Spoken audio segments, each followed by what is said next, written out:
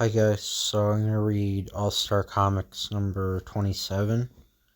So this was the first appearance of Doiby Dickles, who was the Golden Age Green Lantern's sidekick in the 40s. He's like a taxi driver type comedy character. But introducing Doiby Dickles, right-hand man to the Green Lantern. Introducing Doiby Dickles, the Green Lantern. Streaking through the air, walking through walls, immune to all metals. These and other supernatural gifts are Alan Scott's to use through the medium of his own willpower. When he wears the potent ring made of part of a green lamp, a ring that must touch this lamp every 24 hours to retain its potency.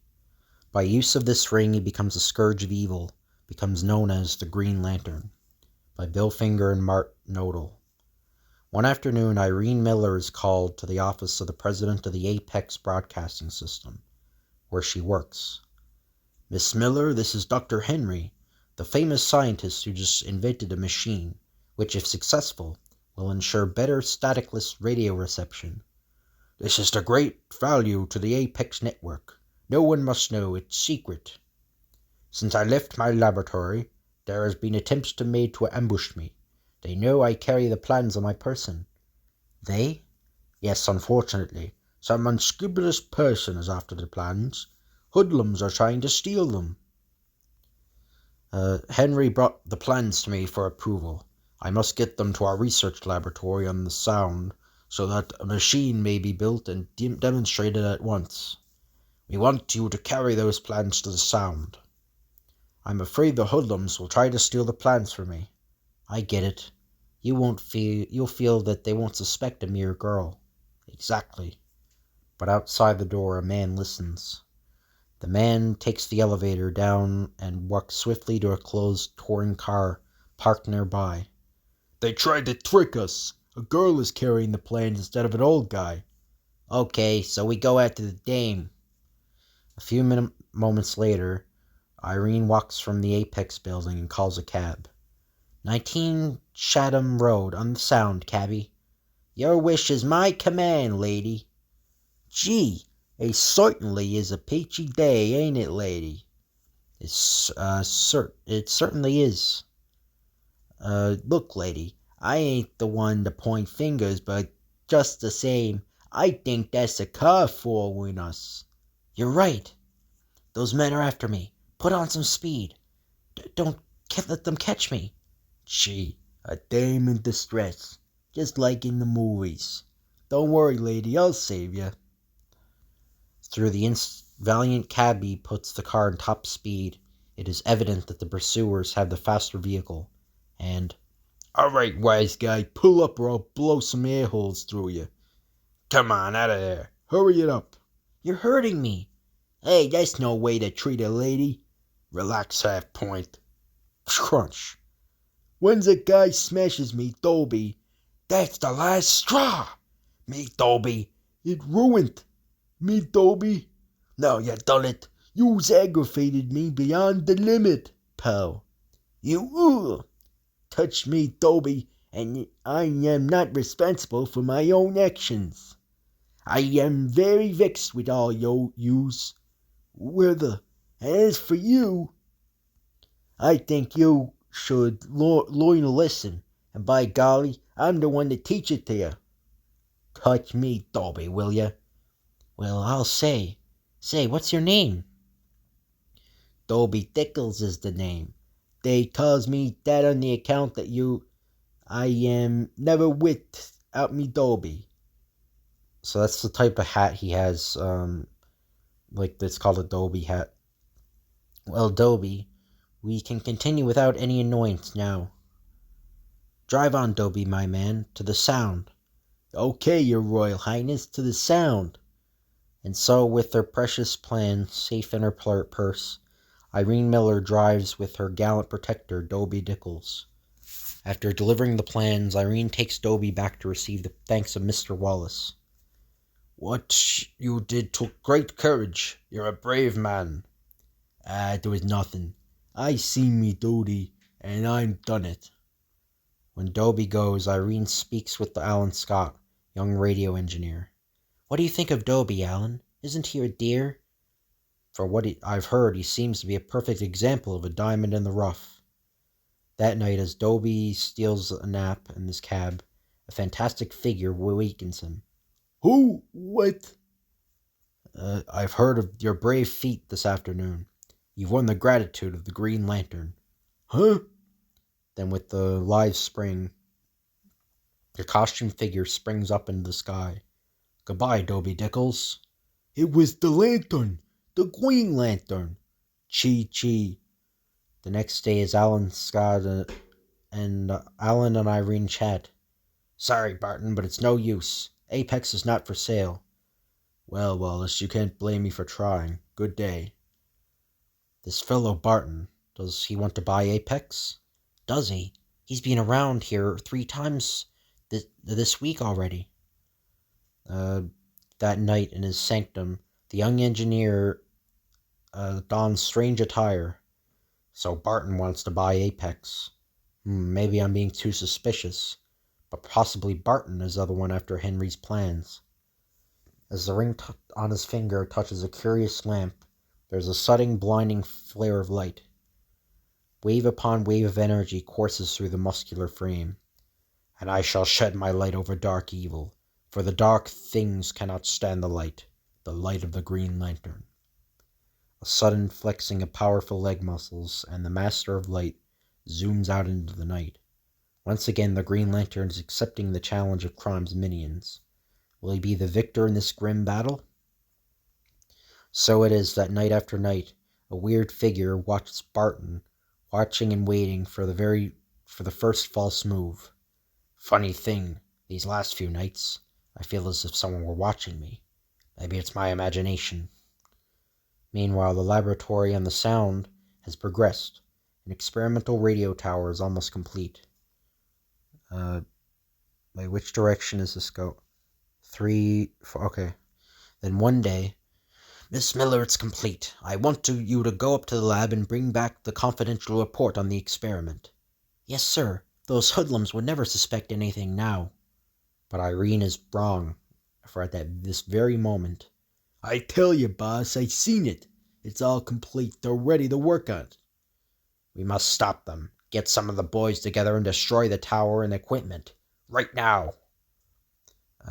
As the man turns around, his face is revealed to be the face of Barton. Maybe this will convince Wallace he ought to sell, and I'll keep this up until he does. But perhaps Barton would not feel so smug if he knew that the very words had marked him as a potential victim of the Green Lantern. I knew I was right. I'll attend to Mr. Barton after I attend to his hirelings. Like a javelin of light, the Green Lantern streaks through the sky. His destination, the laboratory on the Sound. At that very instant, a taxi races up the highway in the same direction.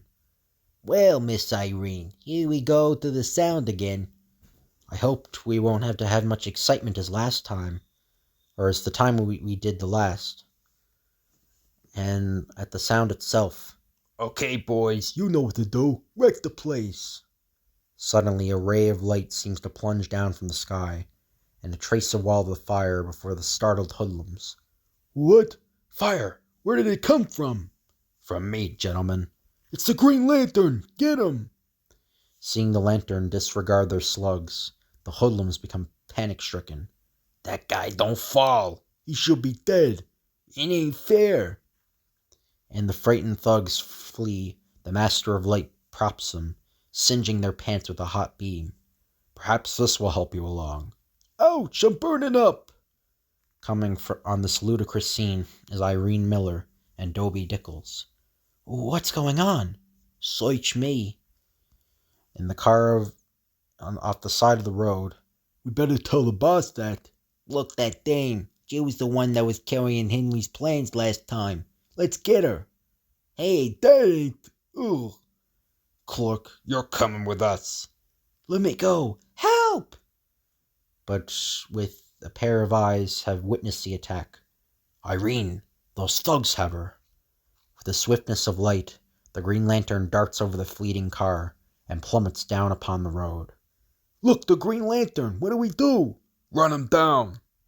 Its motor racing the car bears down upon the Green Lantern. Before the Lantern can spring aside, the car is upon him, slamming into his body. At the terrific impact, the Green Lantern is hurled back and down over the cliff, and plunges down. And what of Doiby Dickles? He is far from being unconscious. Gee, lucky me, Doiby took most of that slug. I gotta get Miss Miller away from them mugs. Allaying suspicion by not keeping too close, Doiby follows in his cab to the hoodlum's hideout. Gee, if only I had someone to help me. I'll rush them mugs. They sure fixed the lantern permanent. The Green Lantern. Say, that just gives me an idea. I just had a sudden thought. Driving like a madman, Doiby heads to the small town and enters the local customers. Yes, sir, how can I help you? You certainly can, brother. Here's what I want. Back at the hideout, sometime later. What's the idea of phoning me and telling me to come right out? Take it easy, boss. We got a surprise for you. Here's the dame what carried the plans last time. Mr. Barton. You fools. She knows me. Now we'll have to kill her. Nobody ain't gonna kill nobody. Evening, gents. The Green Lantern has come to pay you a visit. What the? That's the Lantern.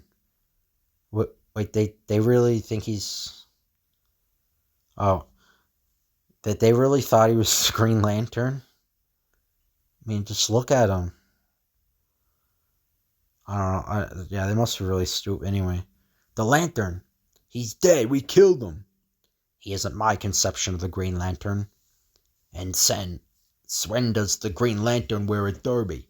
Let's get him. This is positively embarrassing. A derby, hey? Say, he's a cab driver.